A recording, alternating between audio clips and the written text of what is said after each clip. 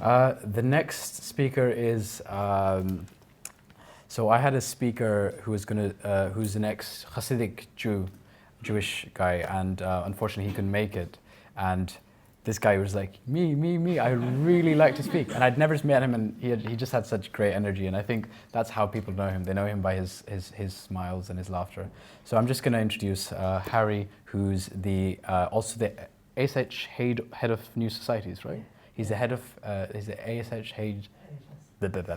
ASH head of New Society. So if you can put your hands together for Harry as well, please.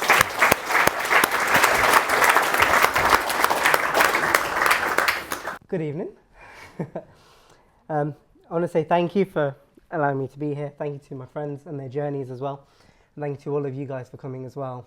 I want to begin by dedicating my speech to a friend, a comrade for secularism and humanism, and even neuropsychology.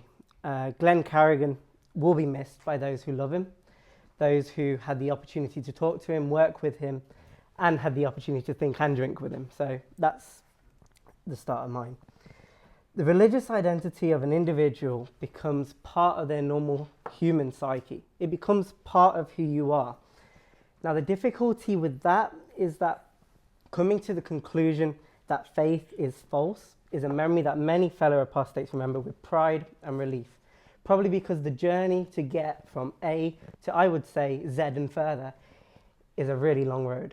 And the amount of time it takes sometimes to argue that faith or being within religion is, in my eyes, not worthy of my time.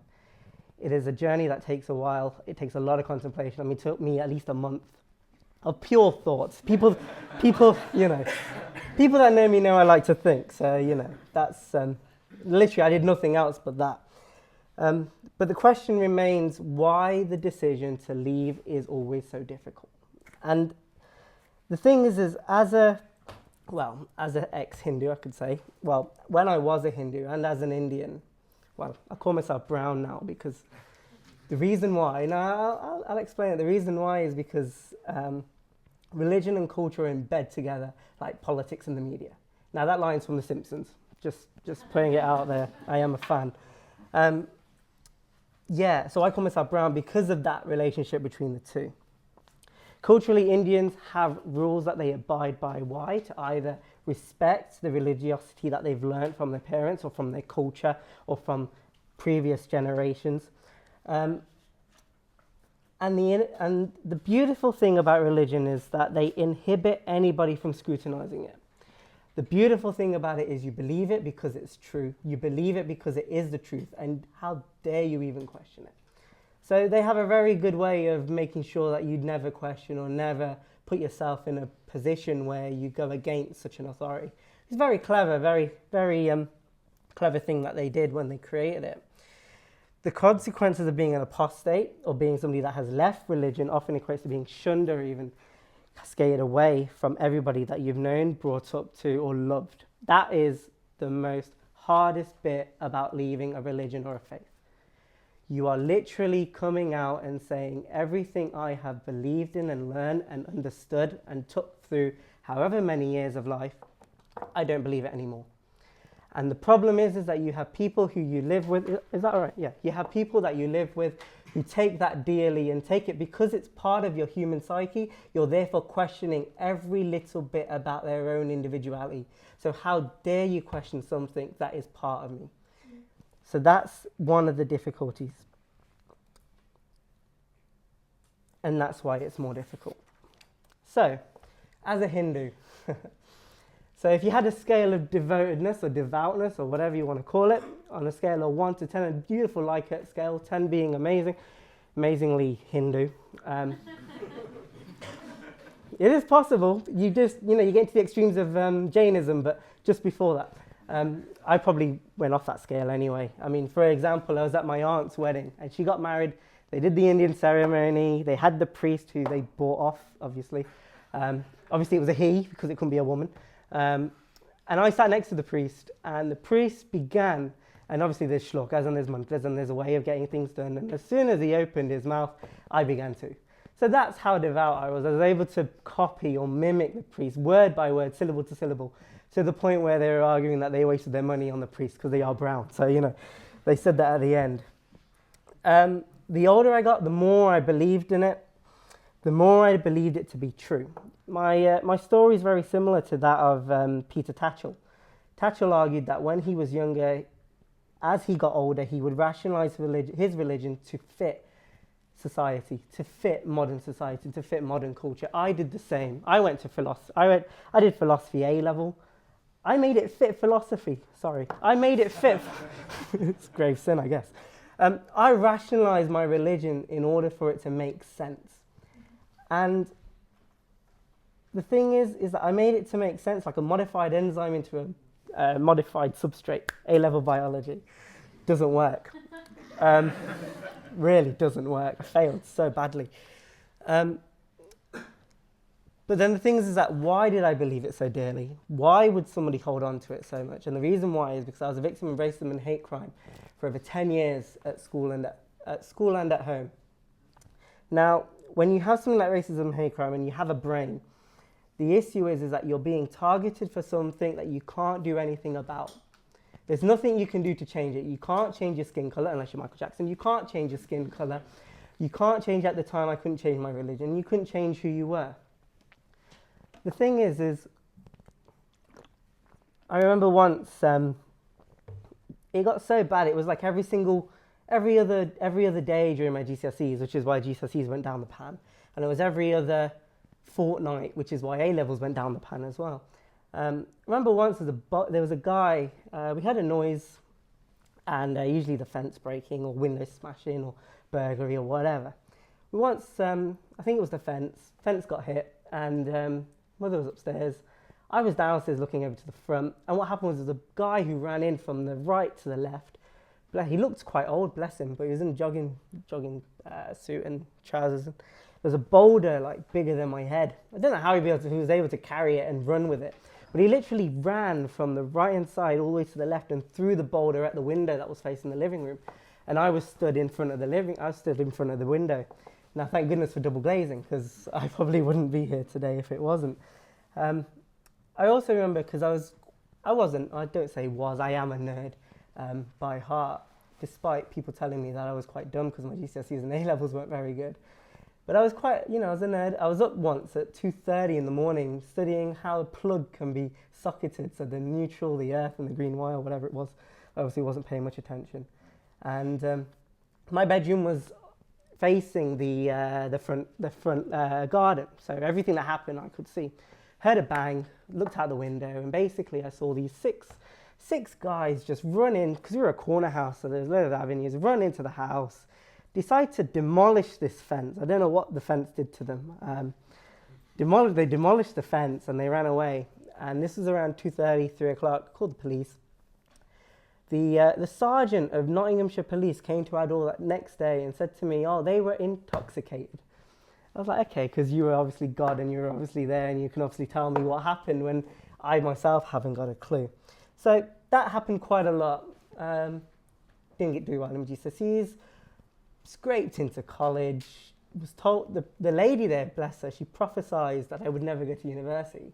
So I was like, okay. I got angrier because the attacks kept occurring, whatever it was, it kept going on. So I saw 2 counsellors. One of them actually said that the incident with the plug and the 2:30 in the morning is very similar to kind of like a PTSD, like what soldiers get. It's one reason why I don't sleep at night. This is why I'm awake till 3 or 4 o'clock in the morning for no good reason. Actually, I watch The Simpsons, so there's always a reason. But my belief in religion grew stronger because it was the only thing that kept me going. Now, when you have something that promises or has hope that it can get better one day, that things can get better, there is something out there. Maybe it's predestined, maybe it's a plan, or maybe it's all written in the stars. Maybe Ganesha's written it down somewhere on his big stomach. But maybe it was God's plan. And okay, I believe that, and maybe it got better. Which is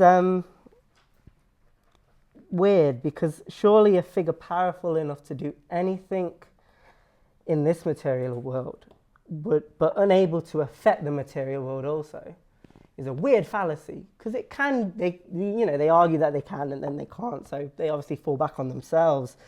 So the prophecy came true, and I didn't go to university because I didn't get in, because I didn't get good grades. But what did happen is I got through clearing. Now, I focused that on a religiously hope-filled event, but it was actually just my dissertation supervisor giving me a chance, which I am incredibly grateful for. I was religious through my first year of university. I went to the Hindu Society event once, where I had a guy in front of me telling me about, well, they were talking about marrying in one's community, the decisions that you have to make in order to do X, Y, and Z. I was like, okay, fine, no alcohol, fine, I'm still teetotal. I'm not anymore, don't worry. Oh God, I'm not. And then the thing is, the chair started talking. He says, back in India, he says, my dada, so my granddad, he said, he used to own a business, and Dalits used to work for him, so basically underclass of the underclass, untouchable. And basically what he said is that when they were paid, he says, my granddad would never touch them. Okay, my granddad would never touch them because obviously they were underclass. That resonated with me. How dare he say that about another human being? So basically, I reevaluated everything. I realized that it wasn't for me, but there's the questions. What do I do when I don't have what I believed in with me anymore? I lost 2/3 of my identity right then. And then the questions of, what is this life for? What am I for? What am I doing? Will my parents still love me? Will I still be within my family? Will people around me still judge me for leaving? I contacted my folks on Skype and I told them. They were kind of shocked. My dad more so than my mum. But then again, what I did is I started the Northampton Atheist, Humanist and Secular Society. I established that because there had to be a place where people who are non-religious had somewhere to go. I had no one. I had nothing to go to and no one to talk to about it. And in all honesty, that was probably the worst 2 months because it got me down. So the premise of the society was met and the society did really, really well. And as Imtiaz said earlier, yes, I am the new Societies Officer for the AHS. Why? Because there are many, many people in my position or these guys' position or anybody's position where they're either thinking about leaving religion, they're either left religion, or they've left religion and they have no one to be with or talk to, no network. And that's why it's imperative to have as many AHS societies within UK and Northern Ireland. I remember this statement. Thank you. I end my speech by saying one more thing, and that's it, honestly. It is imperative for secular and humanist organisations across this country and more to do more for people that leave religion. It is all well and good for these organisations to be there when you've left religion, when you know that it's all BS, and when you know you're never going to deal with it any ever again. But during the times of during your transition, when you decide this may not be for me, these organisations fail, and they fail miserably. Because unless you reach out, unless you try and grab one end to the other, there's nothing there. We hear things in Saudi Arabia, we hear things in Pakistan, we hear things in Bangladesh, and as a young brown male, I thankfully am living in the UK. I thankfully won't get killed for saying what I say. I thankfully won't get lashes, and I thankfully won't be put in prison for anything that I say against religion or religious institutions.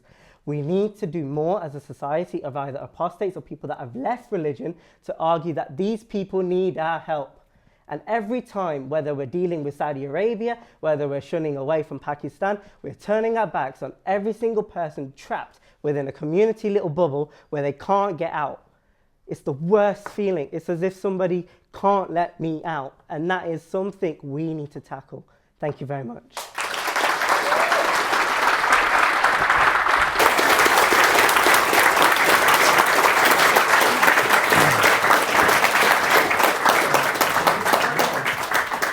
Thank you very much, Harry. I want to quickly also mention, Harry talked a little bit about oppression, and when I started this, I spoke a little bit about the global crisis, this oppression of people who have left their faith. And often that's what makes it difficult because, for example, people who've left Islam, they don't hate Muslims. I worked with hundreds, thousands even of ex-Muslims and people who've never spoken out. Do you know what? All of them live in Muslim households. All of them have Muslim friends. They've all got mates. They go have shisha together. You know, they're not anti-Muslim. But what happens is that because you are the other within a community that's often treated as the other, you're a minority within a minority, and that comes with a set of challenges that I think we haven't really dealt with, not just as a society, but just globally. So, you know, we talk about Islamophobia. I mean, it's anti-Muslim bigotry, I guess. And I grew up in a school, and, you know, my nickname at school was terrorist. I'm not even kidding. It was after 9/11, my nickname was terrorist. I had bombs drawn on me on my last day of school. And that was a bit of banter, you know, from the kids. But the point is that we kind of get it. You know, we kind of get that it's a complicated situation. But when groups and institution, they let you down, and they kind of call you things like native informant, which ex-Muslims have gotten, that's hurtful in so many different ways. I can't even start. So I think it's important that we kind of get building relationships and outreach with religious institutions and non-religious institutions to say, hey, look, we exist. This is more complicated than black and white. Let's have a conversation.